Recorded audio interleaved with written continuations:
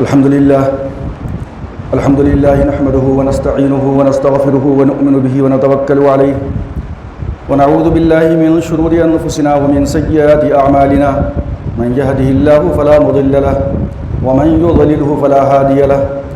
ونشهد أن لا إله إلا الله وحده لا شريك له ونشهد أن سيدنا وشفيعنا وحبيبنا ومولانا محمدا عبده ورسوله أما بعد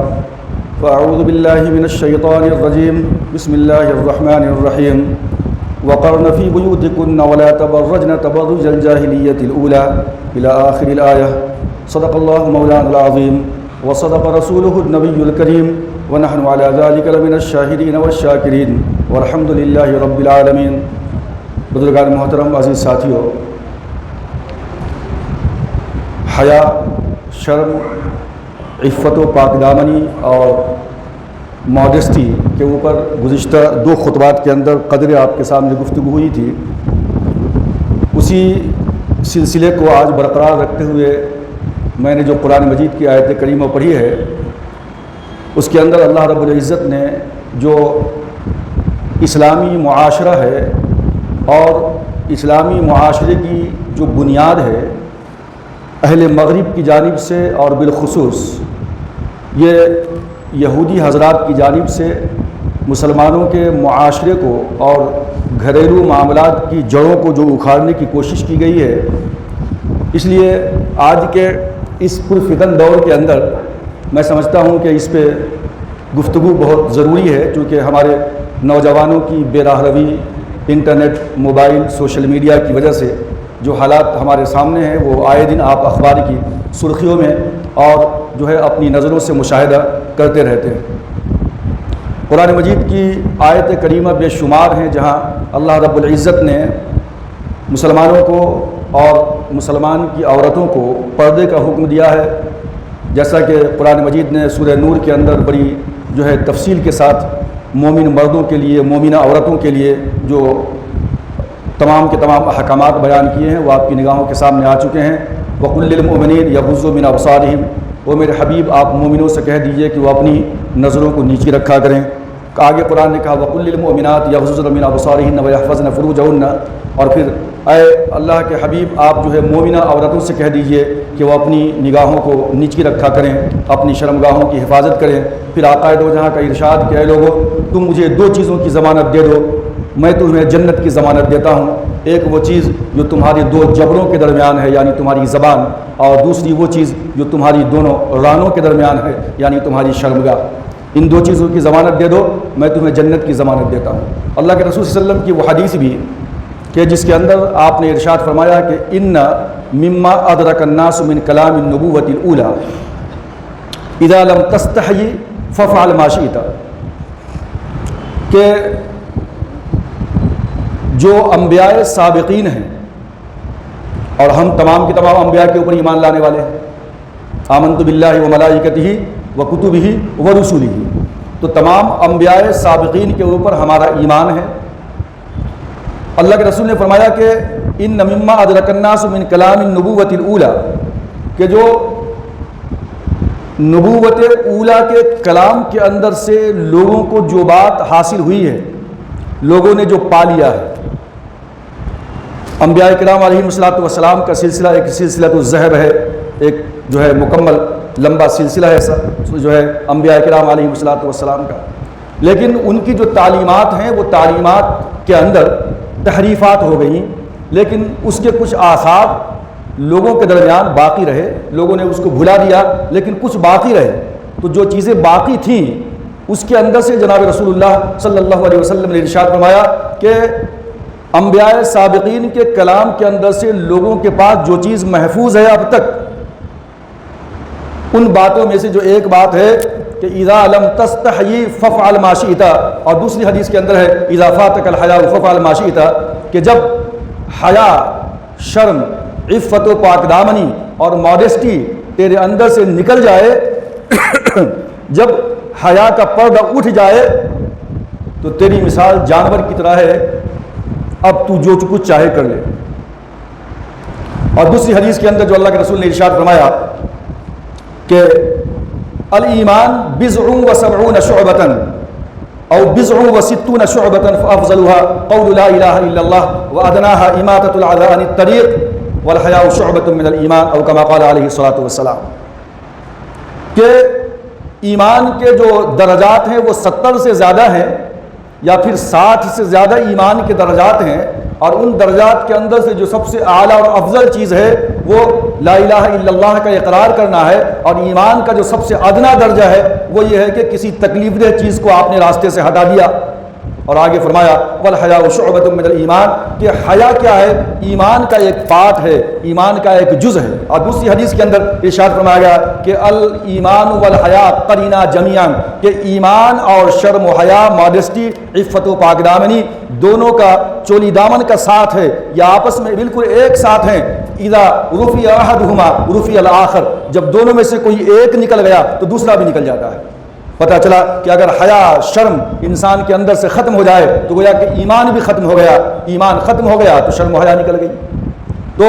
بغیر شرم و حیا کے، عفت و پاک دامنی کے ایمان کا کانسیپٹ ہو ہی نہیں سکتا، ایمان کا تصور ہو ہی نہیں سکتا. ایک چیز اور آگے بڑھ کر کے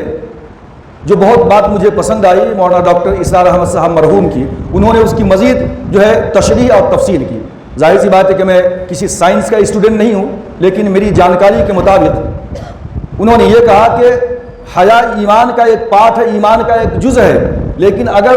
حیا کو سائنٹیفک اعتبار سے آپ سوچیں اور اس کی جو ہے آپ تعلیم حاصل کریں، اس کو سمجھنے کی کوشش کریں، تو گویا کہ حیا اور حیات، شرم و حیا اور یہ زندگی، دونوں کا مادہ، دونوں کا بیس ایک ہی ہے. دونوں کے اندر حیا الف ہے، حیا الف ہے، حیا اور حیات. گویا کہ اگر شرم و حیا انسان کے اندر ہے تو وہ زندہ ہے، اگر شرم و حیا نہیں ہے تو وہ گویا کہ وہ مردہ ہے. مثال کے طور پہ اللہ تبارک و تعالیٰ نے جو انسان کو یہ بہترین خوبصورت سا جسم عطا کیا ہے، اور اس کے اندر پھر یہ اس کی جو میموری پاور ہے، اس کا جو دماغ ہے، اس کا جو برین ہے،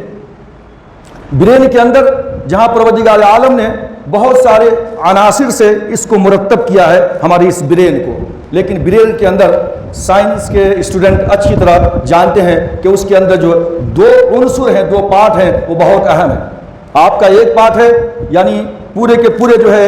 جسم کا جو سینٹر ہے، جو مرکز ہے، اسپائنل کارڈز. اور یہ اسپائنل کارڈز کی جو بنیاد ہے، جو جڑا ہوا ہے، یہ آپ کے دماغ کے اندر ایک حصہ ہے سیریبیلم جو کہلاتا ہے. یہ سیریبیلم جو پارٹ ہے اور اسی کے قریب سے یہ اسپائنل کارڈز پوری باڈی کے نیچے تک آپ کے جاتا ہے. اسپائنل کارڈز کو کنٹرول کرنے والا یہ سیریبیلم. آپ نے جانتے ہیں، آپ نے پڑھا ہوگا، آپ نے سنا ہوگا کہ یہ جو ہمارا باڈی کا جو بیلنس کو مینٹین کرنے والا، ہم بیٹھے ہوئے ہیں، اٹھ کر کھڑے ہوتے ہیں، یہ بیلنس مینٹین کرنے والا یہ سیریبیلم ہے، وہی بیلنس کو مینٹین کرتا ہے. یہی سیریبیلم ہے کہ جو ہماری آنکھوں کی مومنٹ کو جو ہے مینٹین کرتا ہے. یہی وہ سیریبیلم ہے کہ جس کی وجہ سے انسان کے اندر قوت گویائی ہے، معافی ضمیر کو ادا کرنے کی صلاحیت ہے. یہی وہ سیریبیلم ہے کہ جس کی وجہ سے انسان کسی کی بات کو سن کر کے، فہم و ادراک کر کے اس کو انٹرپریٹ کرتا ہے، اس کو سامنے بول سکتا ہے. یہ آنکھیں کیا ہے؟ عام انسان سمجھتا ہے کہ ہماری یہ آنکھ دیکھتی ہے، لیکن اس آنکھ کی حیثیت اس جو ہے کیمرے کی طرح ہے، اس لینس کی طرح ہے کیمرے کے، کہ جو ایک صرف فوٹو کھینچ لیتا ہے. لیکن اس آنکھ کے اندر ادراک کی، سوچنے کی، سمجھنے کی، پہچاننے کی، نتیجہ نکالنے کی کوئی طاقت و قوت نہیں ہے. اس کو کنٹرول کرنے والا جو پیچھے کا حصہ ہے ہمارا، وہی سیریبیلم، وہاں سے یہ آنکھوں کے مومنٹ کو کنٹرول کیا جاتا ہے. اسی پچھلے آنکھیں سامنے لگی ہوئی ہیں، کیمرے کی طرح اس کا لینس ہے یہ، لیکن اس آنکھوں کو کنٹرول کرنے والا یہ پچھلا حصہ ہے، میموری کا، برین کا وہ حصہ کہ جو ہماری آنکھوں کے اس حرکت کو کنٹرول کرتا ہے. مثال کے طور پہ انسان شراب پیتا ہے. آپ جانتے ہیں کہ شراب پینے کے بعد سب سے پہلا جو اٹیک ہوتا ہے، اثر انداز ہوتا ہے شراب، وہ جو ہے اسی سیریبیلم سسٹم کے اوپر اٹیک ہوتا ہے اس کا پہلے. جو پچھلی یہ اسپائنل کارڈ سے ملتا ہوا پیچھے کی جانب گردن کے اوپر ہے وہی سیریبلم، اسی کے اوپر شراب کا پہلا اٹیک ہوتا ہے۔ اب شراب پینے کے بعد آدمی جھک کر کے چلتا ہے، اس کا بیلنس مینٹین نہیں ہوتا ہے، چونکہ سیریبلم وہ جو ہے برین کا پارٹ ہے کہ جو آپ کے اس جو ہے یعنی بیلنس کو مینٹین کرتا ہے۔ شراب اگر جو ہے زیادہ پی لے آدمی تو چل نہیں سکتا ہے، نشے کے اندر ادھر سے ادھر لڑکتا رہتا ہے، وہ یہ شراب کا اثر ہوا کرتا ہے۔ شراب اگر انسان پی لے تو اسی سیریبلم کے اندر اللہ نے وہ عنصر چھپا رکھا ہے کہ جس کے اندر جو ہے اب پریونشن آف فیئر اور پریونشن آف شائنس، یہ دو عنصر بہت ہی امپورٹنٹ ہے اسی سیریبلم کے اندر۔ انسان کے اندر خوف ہے، انسان کے اندر شائنس ہے، یہ دونوں چیزیں اسی دماغ سے تعلق رکھتی ہیں، اسی سیریبلم سے تعلق رکھتی ہیں کہ اگر جو ہے انسان کچھ ڈراؤنی چیز دیکھتا ہے، آپ کے سامنے اچانک شیر آ گیا تو آپ اپنے آپ کو بچانے کی کوشش کرتے ہیں، یہ ناک کرتا ہے، یہ سیریبلم آپ کو جو ہے ناک کرتا ہے کہ بھاگو یہاں سے، یہ عنصر اللہ نے وہاں رکھا ہے آپ کے اس دماغ کے حصے کے اندر۔ یہی وہ سیریبلم ہے کہ جس کے اندر شائنس کا بھی حصہ ہے، شرم و حیا کا بھی حصہ وہی ہے، اور پھر اس شرم و حیا کے حصے کو اللہ تبارک و تعالیٰ نے عورتوں کے اندر زیادہ رکھا ہے، مردوں کے اندر کم رکھا ہے۔ یہی وہ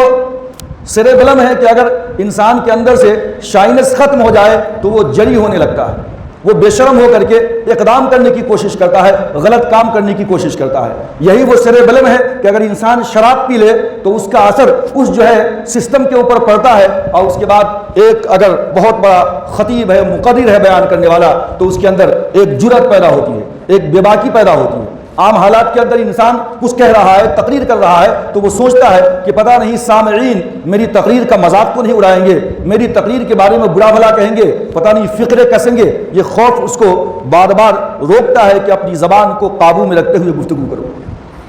یہی وہ سیریبلم ہے کہ انسان جب شراب پیتا ہے اور کوئی بہت بڑا شاعر جب کوئی کلام لکھتا ہے تو لکھتے وقت جو ہے اس کے اندر حیا کا پردہ چاک ہوتا ہے، تو بہترین سے بہترین جو ہے وہ غزلیں لکھ دیا کرتا ہے۔ جتنے بھی شعراء حضرات ہیں بڑے بڑے، چاہے وہ غالب ہو، چاہے وہ جگر مراد آبادی ہو، یہاں تک کہ لکھا ہے کہ علامہ اقبال جیسا شاعر بھی شروعاتی دور کے اندر شراب نوشی کیا کرتے تھے، غزلیں لکھی ہیں۔ یہ غزلوں کے اندر جو تاثیر پیدا ہوتی ہے ان کے قلم کے اندر، یہ حسن کو جو عیا کرتے ہیں لوگوں کے سامنے، یہ شراب کا وہ اثر ہوتا ہے جو ہمارے اس جو ہے دماغ کے پارٹ، برین کے اس پارٹ سیریبلم کو افیکٹ کرتا ہے، اور اس کی وجہ سے اس میں بے حیائی عروج پہ آتی ہے، اور اس میں جرأت پیدا ہوتی ہے، ہمت پیدا ہوتی ہے، اقدام کرنے کی کوشش کرتا ہے، اور جو نہیں لکھنا چاہتا ہے وہ بھی لکھ دیا کرتا ہے۔ تو یوں سمجھیے کہ یہ جو حیا ہے، یہ حیا جہاں ایمان کا ایک پارٹ ہے، میں نے کہا کہ حیا کا تعلق جو ہے انسان کی زندگی سے بھی ہے۔ یعنی اگر یہ سیریبلم ناکارہ ہو جائے، بیکار ہو جائے، تو ظاہر سی بات ہے کہ انسان کی زندگی ختم ہو جایا کرتی ہے۔ سیریبلم کے اندر جو اللہ نے شائنس کا مادہ رکھا ہے، کوئی بھی انسان یہ نہیں چاہتا کہ وہ ننگا پھرے سب کے سامنے، فوراً جو ہے اللہ نے وہ ودیت کر دی ہے اس کی برین کے اندر کہ فوراً اپنے آپ کو ڈھانکنے کی کوشش کرتا ہے۔ لہٰذا یہ شرم و حیا اگر انسان کے اندر سے ختم ہو جائے تو گویا کہ اس کی موت ہو جایا کرتی ہے، زندگی اس کے اندر باقی نہیں رہتی، وہ چلتی پھرتی لاش کی طرح رہتا ہے، لیکن حقیقت میں شرم و حیا ختم ہو۔ اسی لیے اللہ کے رسول نے فرمایا اذا فاتک الحیا فافعل ما شئت، جب شرم و حیا تیرے اندر سے ختم ہو جائے تو تو جو کچھ چاہے کر لے۔ ایک جانور کی سی زندگی، اپنی جنسی لذت کے حصول کے لیے ایک جانور بھی اقدام کرتا ہے۔ اس کے سامنے دو کتیا آ جائے، اگر اس کے سامنے اس کی ایک بیٹی کیوں نہ ہو، اس کی ایک ماں کیوں نہ ہو، لیکن جنسی لذت کے لیے وہ اس کے اندر تفریق نہیں کرتا، وہ جس کے ساتھ چاہے اپنی جنسی لذت کی تکمیل کر لیا کرتا ہے۔ اہل مغرب نے یہی سوچا، اور یہودیوں نے جو ہے اس بے شرمی کو، بے حیائی کو عام کرنے کے لیے سب سے پہلے اہل یورپ کو اپنا ٹارگٹ بنایا، یو ایس کو اپنا ٹارگٹ بنایا۔ آپ نے دیکھا ہوگا کہ تقریباً 100 سال 150 سال پہلے سے یہ فحاشی، یہ شرم و حیا، یہ عفت و پاک دامنی کی چادر کو چاک کیا گیا ہے۔ اس کی عمر زیادہ لمبی نہیں ہے، 100 سال 150 سال سے زیادہ نہیں ہے۔ اس سے پہلے اگر آپ نے فلمیں دیکھی ہیں تو آپ انگریزی فلموں کو اٹھا کر کے دیکھیے، جو پرانی فلمیں ہیں 150 سال 100 سال پہلے کی، وہاں پہ جو ہے خواتین چاہے وہ اہل یورپ کی ہوں، وہ تمام کے تمام فل لباس میں نظر آئیں گی، آپ ان کا سر بھی کھلا نہیں ہوگا، یہاں تک ان کے کپڑے ہوں گے، لیکن یہ اسکرٹ، مڈی اسکرٹ یعنی شارٹس، یہ پورے کے پورے یہ بعد کی پیداوار ہیں جو یہودیوں نے اصل میں تمام کے تمام انسانوں کو حیوان نما شکل کے اندر بنا دیا تھا۔ کسی نے کہا تھا کہ جن کے آنگن میں امیری کا شجر لگتا ہے، آج اگر آپ کے پاس پیسہ بہت آ جائے، دولت بہت آ جائے تو بہت ماڈرن لوگ کہلاتے ہیں، بہت بڑی سوسائٹی میں رہنے والے، ان کی عورتیں اگر جو ہے مڈی پہن کر کے چھوٹے کپڑے پہن کر کے باہر نکل جائیں تو کوئی اس پہ انگلی نہیں اٹھائے گا، لیکن مڈل کلاس کے لوگ، غریب لوگ، اگر ان کے سر سے دوپٹہ بھی اٹھ جائے تو شاعر نے کہا کہ جن کے آنگن میں امیری کا شجر لگتا ہے ان کا ہر عیب زمانے کو ہنر لگتا ہے، اور ماں مجھے دیکھ کے ناراض نہ ہو جائے کہیں، ماں مجھے دیکھ کے ناراض نہ ہو جائے کہیں، سر پہ آنچل نہیں ہوتا ہے تو ڈر لگتا ہے۔ تو یہ جب اعلیٰ تعلیم یافتہ لوگ بنے اور انہوں نے مغرب کی تہذیب اور ان کے کلچر کو اپنایا تو یہ بے شرمی، بے حیائی ان کے اندر جو ہے سرایت کر گئی۔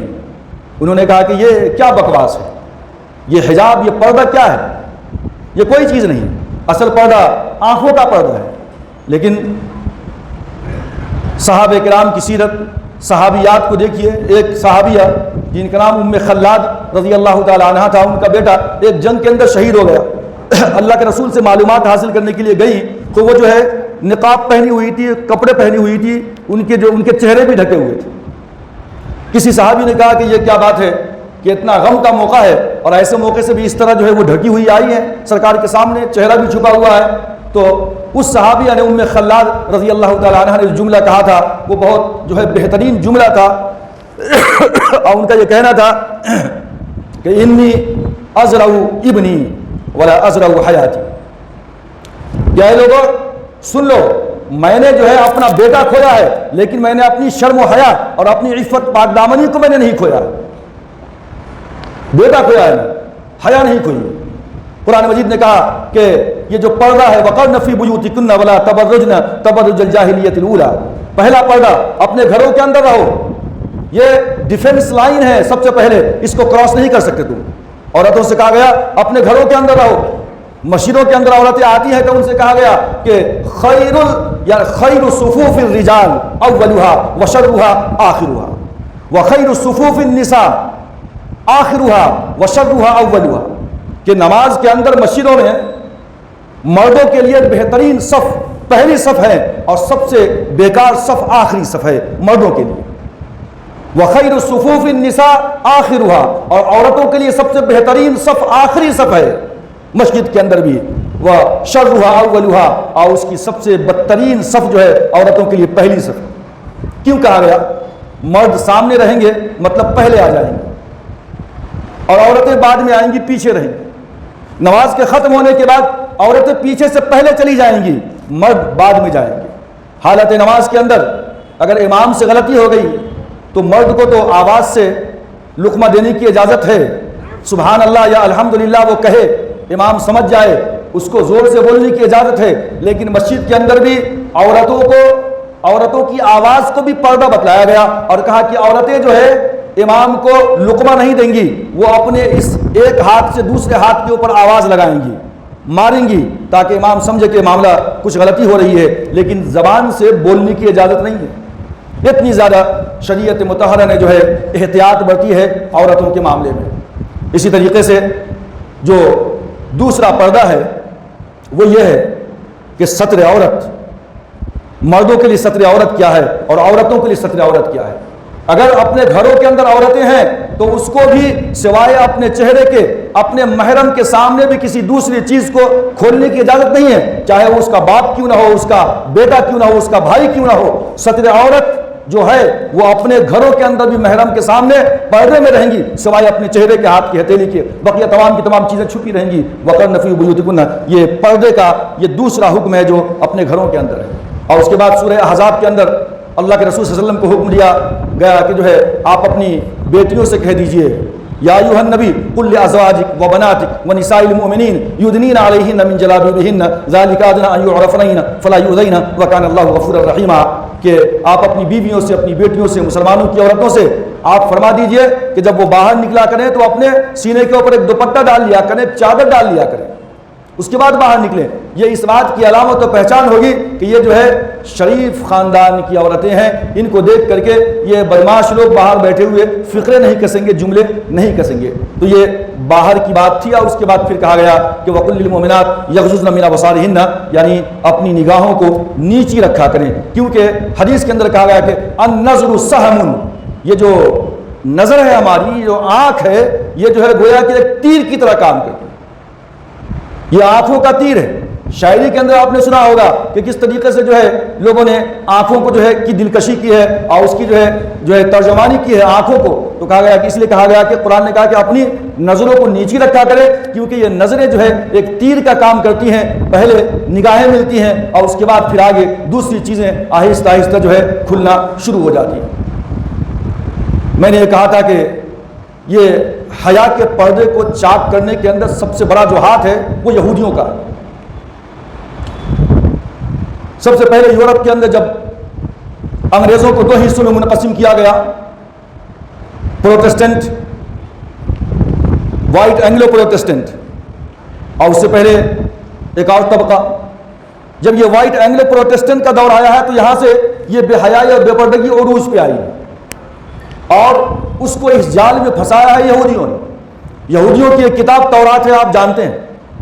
لیکن تورات کے علاوہ بھی ایک کتاب ہے تالمود، اور تالمود یہ ان کی فقہ کی کتاب ہے، ان کے مسئلہ مسائل کی کتاب ہے۔ اس کتاب کے اندر کیا لکھا ہوا ہے، کیا بتایا گیا ہے؟ یعنی اصل میں جو انسان ہے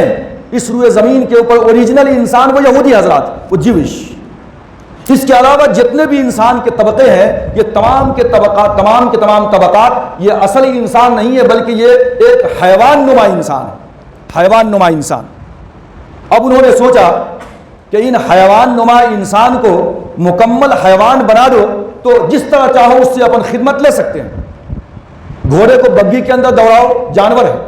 اور بیل کو ہل کے اندر جوت دو، وہ جانور ہے۔ آپ جانوروں سے انسان جس طرح چاہے خدمت لے سکتا ہے۔ اللہ نے جانوروں کو اور ساری کائنات کی چیزوں کو انسان کے فائدے کے لیے بنایا ہے۔ یہودیوں نے سوچا کہ اصلی انسان تو ہم ہیں، لیکن سارے کے سارے دنیا کے دیگر انسان جو ہیں وہ حیوان نما انسان ہیں، ان کو جو ہے حیوان بنا دو۔ حیوان کس طرح بنیں گے کہ ان کے اندر سے یہ شائنس کا جو مادہ ہے، یہ جو شرم و حیا ہے، ماڈسٹی ہے، عفت و پاکدامنی ہے، ان کو تار کر دو، اس پردے کو ہٹا دو، یہ حیوان بن جائیں گے خود بخود۔ جب یہ حیوان بن جائیں گے تو ان کو استعمال کرنا، یوز کرنا ہمارے لیے بہت آسان ہو جائے گا۔ اور اس سے سب سے پہلے انہوں نے اہل یورپ کو نشانہ بنایا اور جو ہے پھر دیگر ممالک کو نشانہ بنایا، اور بعد میں چل کر کے ایشیا کی طرف انہوں نے کوچ کیا۔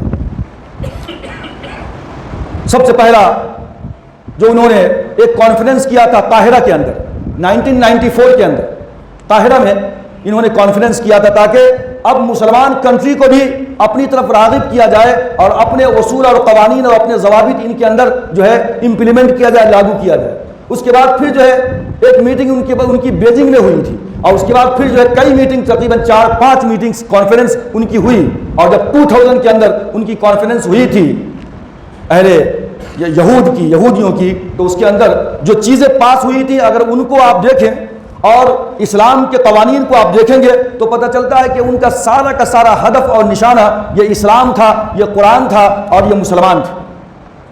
کس طرح انہوں نے اسلام کو ہدف بنایا، نشانہ بنایا، کس طریقے سے انہوں نے مسلم معاشرے کی جڑوں کو اکھاڑنے کی کوشش کی، کس طرح انہوں نے فیملی سسٹم کو تباہ و برباد کرنے کی کوشش کی۔ آج یورپ کا فیملی سسٹم آپ جانتے ہیں، اولاد نہیں ہے، وہ انہیں کے سینے پہ بیٹھ جاتی ہے، دیر سے آ جائے تو باپ کو پوچھنے کا حق حاصل نہیں ہے، وہ کہیں بھی چلی جائے کسی بوائے فرینڈ کے پاس رات گزار لے، بولنے کی ضرورت نہیں ہے۔ شرم و حیا، ایک ہی حمام میں سب ننگے ہیں، ہم سنتے تھے، لیکن جس زمانے میں سڈنی میں تھا آسٹریلیا کے اندر، وہاں اسلامک سینٹر میں جاب لگنے سے پہلے میں ایک کمپنی میں کام کرتا تھا جس کا نام تھا RBM کمپنی، ٹائر کے اس کے اندر تمام کے تمام جو بنتے ہیں وہ مٹیریل وہاں تیار ہوا کرتا تھا، کمپیوٹر سسٹم کے اندر میں وہاں پہ ہوتا تھا۔ میں دیکھتا تھا وہاں پہ تو کبھی انڈیا میں سنتا تھا کہ ایک ہی حمام میں سب ننگے، لیکن میں نے جو اپنی آنکھوں سے مشاہدہ کیا وہاں پہ سڈنی کے اندر، میں نے دیکھا کہ جب جاب سے لوگ نکلتے تھے بیل ہوتی تھی، اور جب جو کمپنی سے باہر نکلنے کا وقت آتا تھا تو سب کے پاس کمپنی کے کپڑے ہوتے تھے، ان کا ڈریس ہوتا تھا، ڈریس کوڈ،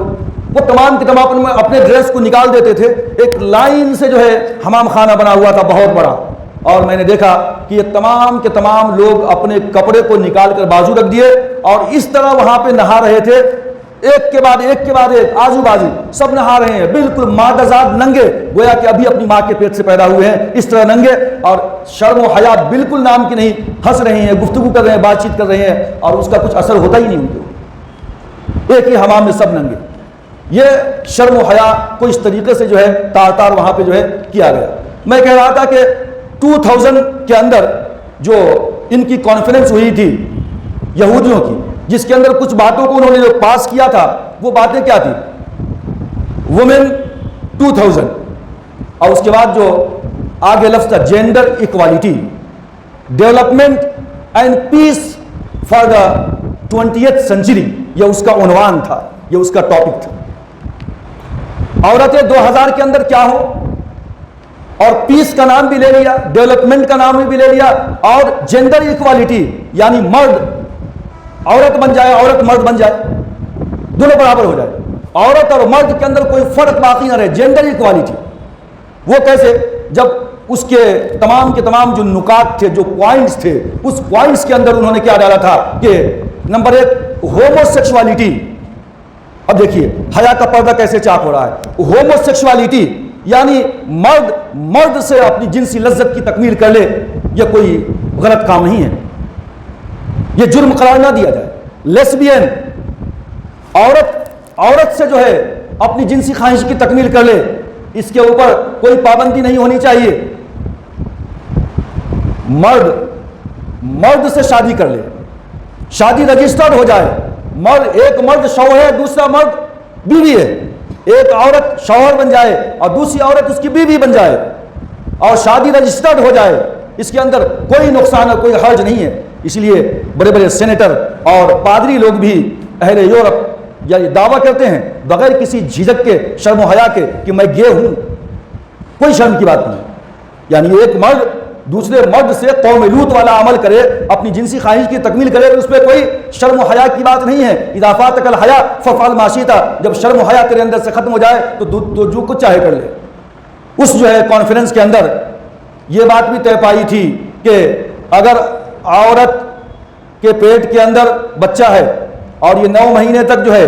اس بچے کو اٹھانے کی تکلیف برداشت کرتی ہے، اس کے اوپر چاہے تو وہ مرد سے اجرت لے سکتی ہے۔ عورت بچے کو دودھ پلاتی ہے، اس کے اوپر چاہے تو وہ اجرت لے سکتی ہے۔ اسی طرح عورت کے اوپر یہ ذمہ داری نہ ڈالی جائے کہ وہ گھر کے اندر کام کاج کرے گی، روٹی اور کھانے بنائے گی، کپڑے دھوئے گی، برتن دھوئے گی، اس سے اس کو جو ہے علیحدہ کیا جائے۔ اسی طریقے سے مرد عورت میں کوئی فرق نہ ہو، یہ جینڈر ایکوالٹی۔ اور اس کے بعد طلاق کے معاملے کے اندر اور وراثت کے معاملے کے اندر یہ دونوں میں کوئی تفریق نہیں ہونی چاہیے۔ مرد بھی چاہے طلاق دے سکتا ہے، عورت بھی طلاق دے سکتی ہے، اور پراپرٹی کے اندر جتنا حصہ مرد کا ہوگا اتنا حصہ عورت کا ہوگا۔ ظاہر سی بات ہے کہ یہ تمام کے تمام وہ ایسے نکات اور ایسے پوائنٹس تھے جو اسلامی نظریے سے، قرآن کے احکامات سے ٹکرانے والی یہ تمام کی تمام باتیں تھیں۔ اب بتائیے کہ یہودیوں نے کس طریقے سے یہ حیا کے، ماڈسٹی کے اور جو ہے عفت و پاک دامنی کے پردے کو چاک کیا، اور اس کے اثرات یہ پورے کے پورے ایشیا کے اندر بھی آنے لگے۔ قرآن مجید نے کہا تھا سورہ رات کے اندر اور جو ہے سورہ انبیاء کے اندر، اولم یروا انا ناتی الارض ننقصها من اطرافها، یہ جس وقت اللہ کے رسول صلی اللہ علیہ وسلم اسلام کی دعوت دے رہے تھے اور اسلام پھیلتا جا رہا تھا، تو اللہ تبارک و تعالیٰ نے فرمایا تھا کہ کس طریقے سے ہم تمہاری زمین کو تنگ کرتے ہوئے جا رہے ہیں مکے کے اطراف میں۔ گویا کہ اسلام پنپ رہا تھا اور یہ کفر و شرک مٹ رہا تھا۔ اب یہ پوری بازی پلٹ کر کے اب یہودیوں نے اس طرح کر دیا ہے کہ ساری دنیا کے جو ہے نقشے کو کم کرتے جا رہے ہیں، یعنی ماڈسٹی والے، شرم و حیا اور عفت و پاک دامنی والے جو ہے معاشرے کم ہوتے جا رہے ہیں، اور شرم و حیا اور جو ہے یہ بے باکی، جرات، یہ جو ہے بالکل عام ہوتی جا رہی ہے، اور جو ہے ننگا پن، عریانیت عام ہوتی جا رہی ہے۔ اللہ کے رسول یہ فرمایا تھا کہ رب نسائن کاسیات عاریات مائلات ممیلات، کہ ایک زمانہ ایسا بھی آئے گا کہ عورتیں اس طرح لباس پہنیں گی گویا کہ لباس پہنے ہوئے بھی وہ بے لباس ہوں گی، وہ ننگی نظر آئیں گی، وہ خود اپنے آپ کو دوسروں کی طرف اٹریکٹ کریں گی اور دوسروں کو اپنی طرف جو ہے اٹریکٹ کریں گی۔ ظاہر سی بات ہے کہ اگر آج مردوں کو اس بات کی اجازت دی جائے کہ تم بیوی کو چھوڑ کر کے باہر جہاں چاہو اپنا منہ مار لو، آج حکومت ہند بھی اجازت دے دیتی ہے، دے چکی ہے، شاید کہ سپریم کورٹ کا فیصلہ آ چکا ہے، لیکن یہ تو پہلے ہی ہو چکا تھا، جو یہودیوں نے پہلے ہی اس کو نافذ کر دیا تھا، اور عورت جہاں چاہے اپنا منہ مار لے شوہر کو چھوڑ کر کے، اس میں کوئی غلطی نہیں ہے، حالانکہ دونوں میاں بیوی، لیکن اسلام یہ کہتا ہے کہ نہیں، عورت اور مرد کے اندر جتنے بھی یہ تمام کے تمام جو ہے اٹریکشن ہیں ایک دوسرے کے، یہ ایک جگہ مرکوز ہونی چاہیے. عورت اور مرد میاں اور بیوی کے درمیان ہی ہونا چاہیے، سینٹر پلیس وہی ہونی چاہیے. مرد کہیں اور نہ کسی کو دیکھے، اپنی نگاہیں نیچی رکھیں، عورتیں کسی اور جگہ نہ جائیں. تو یہ کیا ہوگا، یہ جو بانڈنگ آف لو ہے یہ ایک جگہ مرکوز ہو کر کے رہے گا. مرد کو بیوی پہ اعتبار ہوگا، شوہر کو جو ہے یعنی عورت کو جو ہے اپنے مرد کے اوپر اعتبار ہوگا. لیکن اگر ایک دوسرے کے درمیان سے یہ اعتبار ختم ہو جائے، مرد کو شک ہونے لگے کہ پتہ نہیں یہ پیٹ میں پلنے والا بچہ میری بیوی کے یہ میرا ہے یا کسی اور کا ہے، جب وہ اولاد پیدا ہوگی تو ظاہر سی بات ہے کہ باپ اور بیٹے کے درمیان، بیٹی اور باپ کے درمیان جو باؤنڈنگ لو محبت اور اٹیچمنٹ کا ہونی چاہیے وہ ظاہر سی بات ہے کہ نہیں رہے گا. اور جب اس طرح نہیں رہے گا تو مرد جو ہے اپنی پوری کنبے کی، اپنے خاندان کی اس ذمہ داری کو نبھانے کے لیے وہ تیار نہیں ہوگا مکمل طریقے سے بار بار. تو اس لیے اسلام کا طریقہ، قرآن کا طریقہ یہ ہے کہ شرم، حیا، عفت، پاک دامنی گویا کہ یہ ایمان کا پارٹ ہے. اور جیسا کہ میں نے کہا کہ یہ ایسا ایک پارٹ ہے گویا کہ زندگی سے تعلق رکھتا ہے. اور اگر یہی ختم ہو گیا، شرم و حیا، ماڈسٹی ختم ہو گئی، عفت و پاک دامنی ہمارے معاشرے سے ختم ہو گئی تو خاندان کی جڑیں اکھڑ جاتی ہیں، پوری فیملی بگڑ جاتی ہے، فیملی سسٹم تباہ و برباد ہو جاتا ہے. یہ بالکل سوچی سمجھی سازش ہے یہودیوں کی کہ جس کو ساری دنیا کے اندر انہوں نے عام کر دیا ہے. اللہ تبارک و تعالیٰ سے دعا ہے کہ اللہ تبارک و تعالیٰ ہمارے معاشرے کے اندر جو ہے عفت، پاک دامنی، شرم